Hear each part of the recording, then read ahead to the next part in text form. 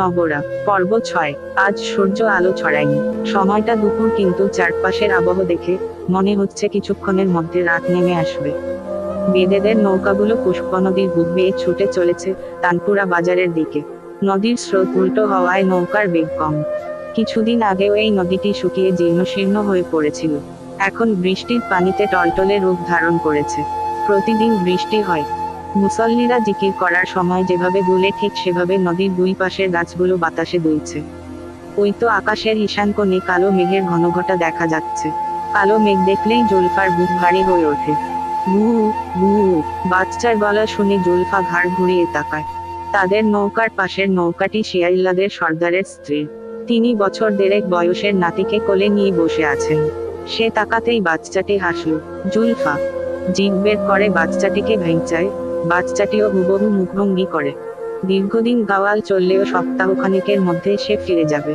কালীগঞ্জের এক বিয়ে বাড়ির মঞ্চে ভালো পয়সায় নাচার সুযোগ হয়েছে। কাজটি বুড়োর মারফতে পাওয়া। জুলফা আকাশের দিকে তাকায়। সারাটা আকাশ ঢেকে গেছে কালো মেঘে। যে কোনো মুহূর্তে আকাশ ভেঙে জমিনে নেমে আসবে। নৌকা লোকালয় ছেড়ে হাওরের দিকে এগোতেই হঠাৎ কানে ভেসে আসে বেহালার সুর। বিষাদমাখা সেই সুর মনের ভেতরের মনকে উতলা করে তোলে। জুলফা ঘাড় ঘুরিয়ে পিছনে তাকায়। একটা বিশাল বড় নৌযান উত্তর দিক থেকে এগিয়ে আসছে। নৌযানটি কাছে আসতেই বিশাল ঢেউয়ে তাদের নৌকা দুলে ওঠে। নৌযানটির ছাদে দুই পা ভাঁজ করে বসে আবিষ্টমনে বেহালা বাজাচ্ছে নাভেদ। নদীর তরঙ্গ যেন সেই সুরে মিশে অন্যরকম সঙ্গীতে পরিণত হয়েছে। বাতাসের ঝড়ে তার বাবরি চুল পাখির মতো উঠছে। গায়ে জড়ানো ধূসর রঙের শাল। ইতিমধ্যে বেহালার মনকাড়া সুর সকল বেদেদের নজর কেড়ে নিয়েছে। জুলফা হতভম্ব চোখে চেয়ে রইল, যেন মাত্রই অলৌকিক কিছুর আবির্ভাব ঘটেছে। হঠাৎ করে আকাশ থেকে জুপ করে নেমে এসেছে দেবদূত। প্রথম প্রেমের অনুভূতির অমৃত ধারা পুনঃপ্রবাহিত হতে শুরু করে।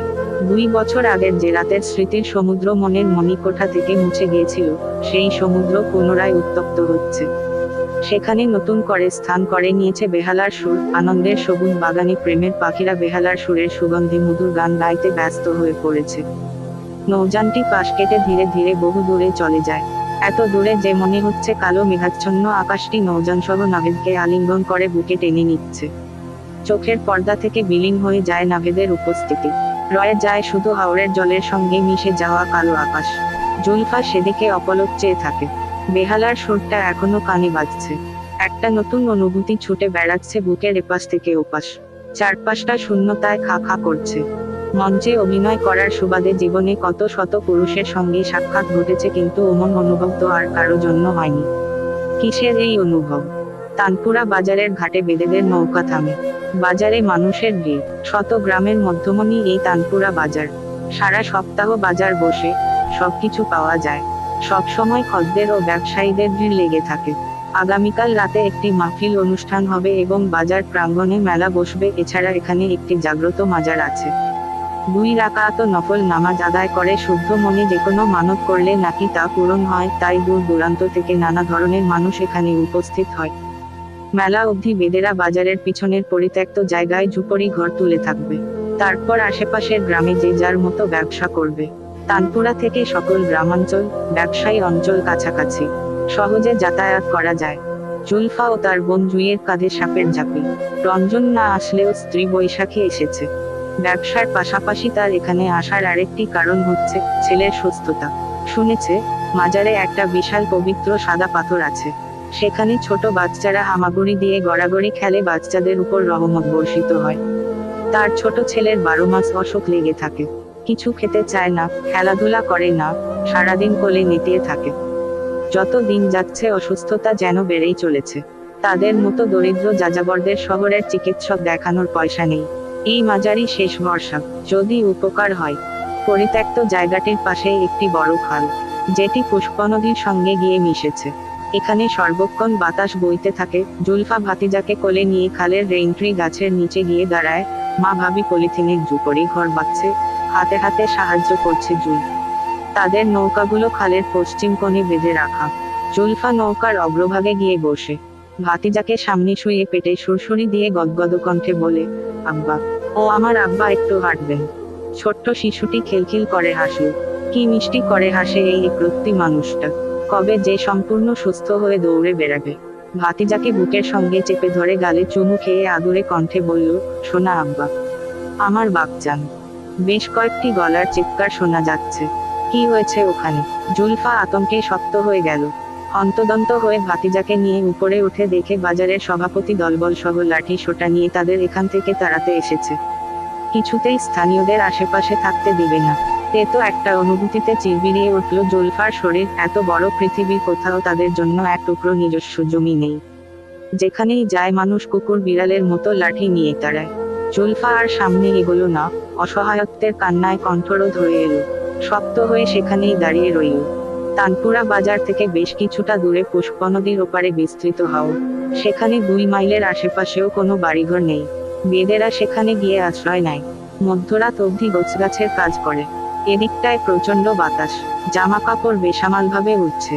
ঝড় বৃষ্টি বা বজ্রপাত হলে খুব ভোগান্তি হবে, নৌকা ছাড়া আশ্রয় নেয়ার জায়গা থাকবে না। তবুও ঝুঁকি নিয়ে তারা জনমানবহীন হাওরে কয়দিন থাকার সিদ্ধান্ত নিয়েছে, এছাড়া পথ নেই। তানপুরা বাজারে এখন ব্যবসার সময়। বাজারের আশেপাশে থাকাটা গুরুত্বপূর্ণ। জুলফাকে একাকী বাইরে বসে থাকতে দেখে বৈশাখী গলায় নরম সুর টেনে বলল, ঘুমোতে যাসনি যে? জুলফা ঘাড় ঘুরিয়ে ভীষণ দুঃখী গলায় বলল, মদের কি নিজেদের ঘর হবেনি? বৈশাখী প্রত্যুত্তরে কিছু বলল না। জুলফা উচ্চাকাঙ্ক্ষী, স্বপ্নবাজ। তার বিশ্বাস একদিন তার নিজের ভিটা হবে, বাড়ি হবে, কোনো অভাব থাকবে না। তবে তারা এই স্বপ্ন দেখে না, সাহস পায় না। নদীই তাদের ভিটা, নৌকায় তাদের ঘর, আর অভাব হচ্ছে নিত্যসঙ্গী। সেদিন আর জুলফা ঝুপড়ি ঘরে গিয়ে ঘুমাল না। বিষাদমাখা মন নিয়ে খোলা আকাশের নিচে রাত কাটিয়ে দিল, হাওর জুড়ে ঘুরে বেড়াল। জীবন পরিবর্তনের তাগিদে সে এখন জমিদার বাড়ির বধূ হয়েছে। পরিবারের সদস্যদের জন্য নিজস্ব আবাসস্থল তৈরি হয়েছে। কিন্তু মনটা এখনো যাযাবরের মতোই রয়ে গেছে। মনের অন্ধকারে ভালোবাসার মিষ্টি আলো নেই। প্রিয় মানুষের পূর্ণতা অনুভব করার অভাবে তার জীবনের গতি কোনো দিক দিশা পাচ্ছে না। শব্দর দরজার কড়া নাড়ছে। জুলফা, দরজা খুলো। শঙ্খিনীর থেকে জুলফার অসুস্থতার খবর শুনে সে ছুটে এসেছে খোঁজ নিতে। অনবরত ডেকে যাচ্ছে। জুলফা বাধ্য হয়ে দ্বার খুলে। তার চোখে মুখে বিমর্ষতার ছাপ দেখে শব্দর চিন্তিত গলায় জানতে চাইল, ঠিক আছো? হঠাৎ মাথা ব্যথা হলো কেন? জুলফা সঙ্গে সঙ্গে নাটকীয় ভঙ্গিতে 2 আঙ্গুলে কপাল চেপে ধরে বলল, কি জানি। একটু বিশ্রাম নিলে হয়তো সেরে যাবে। আমি কি মাথা টিপে দেব? জুলফা খটোমটো গলায় বলল, প্রয়োজন নেই। কিছুক্ষণ একা থাকতে চাই। ঠিক আছে, বিরক্ত করব না। নিচে যাচ্ছি, তুমি ঘুমানোর চেষ্টা করো। উত্তরের জানালা দিয়ে বসন্তের বাতাস এসে কক্ষ জুড়ে লুটোপুটি খাচ্ছে। জুলফা নরম বিছানায় নিজেকে সঁপে দিয়ে মনের ভেতরে শান্তি অনুভব করার চেষ্টা করে। না, শান্তি লাগছে না। নিচতলা থেকে একটা শক্তিশালী চুম্বক টানছে।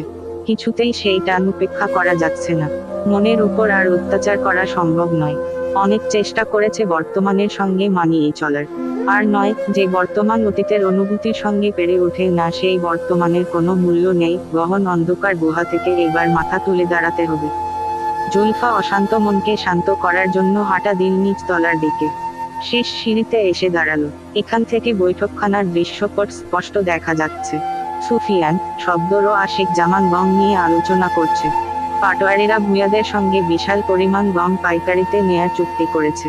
গম কাটা থেকে শুকানো ও সংরক্ষণের পুরোটা সময় নাভেদ এই গ্রামে থাকবে। এখান থেকে গম প্রস্তুত করে একেবারে শহরে নিয়ে যাবে।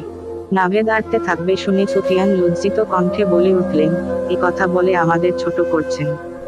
এত বড় বাড়ি থাকতে পাটোয়ারি পুত্র আড়তে কেন থাকবে? ব্যাপারটা আমাদের জন্য অসম্মানিত। সুফিয়ান এমন ভঙ্গিতে কথাটি বললেন যে আশিক জামান প্রত্যুত্তরে কিছু বলার মতো পেলেন না। ভদ্রলোক হেসে বললেন, বেশ বেশ, তবে তাই হোক। নাভেদ প্রথম থেকেই হাস্য বদনে চুপচাপ বসে আছে। এই পর্যায়ে কথা বলল, আমার জন্য আরতি সবচেয়ে ভালো হয়। কথাটি বলে সংকুচিতভাবে একবার বাবার দিকে তাকালো। বাবার কঠোর চাহনি দেখে সঙ্গে সঙ্গে বলল, বাবা যা ভালো বুঝেন। আশিক জামান গাল ভরে হেসে বলেন, আমার ছেলে থাকছে, আমি আজ বিকালেই চলে যাব। আজকের দিনটা অন্তত থেকে যান। বলল শব্দর, সে হয় না, আমার। একক উদ্ধৃতি চিহ্ন। আলোচনার মধ্যে হঠাৎ সিঁড়িতে নাভেদের নজর আটকে গেল। অসম্ভব সুন্দর চোখের চেনা চেনা তবু অচেনা জমিদার বধূটি স্তম্ভের মতো দাঁড়িয়ে আছে। মাথায় ঘুমটা নেই। চুলের হৃষ্টপুষ্ট বিনুনি বাম পাশের কাঁধের উপর দিয়ে বুক বেয়ে কোমর অবধি নেমে এসেছে। তার দিকেই চেয়েছিল। দুই জোড়া দৃষ্টি এক হতেই নাভেদের গা ছমছম করে উঠল। দ্রুত চোখ সরিয়ে নিল। সেকেন্ড কয়েক পর চোখের কিনার দিয়ে দেখলো সুন্দর দৃষ্টি জোড়া এখনো তার দিকে তাকিয়ে আছে। কি আশ্চর্য! অস্বস্তিজনক বাকরুদ্ধতা প্রতিটি ইন্দ্রিয়কে ক্রমাগত ঠেসে যাচ্ছে। আশেপাশে থাকা কারো কথা মাথায় ঢুকছে না। বারবার মনে হচ্ছে এই চাহনি সে একবার দুইবার নয় বহুবার দেখেছে, কিন্তু কোথায়। শেষ পর্যন্ত সিদ্ধান্ত হয় আশিক জামানো আজ জমিদার বাড়িতে থাকবেন। পাড়ার মাহফিলে ভূঁইয়াদের সঙ্গেই সময় কাটাবেন। ভোজন কক্ষে যাবার জন্য সবাই বৈঠকখানা ছেড়ে হাঁটা শুরু করে। জুলফা দ্রুত ঘোমটা টেনে মাথা নত করে এক কোণে গিয়ে দাঁড়ায়। বাকিরা খেয়াল না করলেও পাশ কেটে যাবার সময় তার থরথর করে কাঁপতে থাকা ঠোঁট খেয়াল করল নাভেদ। শব্দর জুলফাকে দাঁড়িয়ে থাকতে দেখে বলল, উঠে এলে যে? ব্যথা কমেছে? তার চোখে মুখে জুলফার প্রতি ভালোবাসা, তীব্র ব্যাকুলতা। হঠাৎ জুলফার কলিজায় মোচড় দিয়ে রক্তপাত শুরু হয়। সে জোরপূর্বক হেসে মাথা নাড়ায়। সবাই চলে যেতেই আটকে রাখা কান্নাটা এবার বাঁধ ভাঙল। ঠোঁটে ঠোঁট চেপে চোখ বন্ধ করে কান্না চাপানোর চেষ্টা করে। চোখের দুয়ার উপচে গড়িয়ে পড়ে অশ্রু। কি করছে সে? এই কেমন বেহায়াপনা! ভেবেছিল যা হবার হয়েছে, এইবার স্বামীকে ভালোবাসার চেষ্টা করবে। কিন্তু ভালোবাসার অনুভূতি যে স্বৈরাচার হয়, তাকে বশ করা যায় না।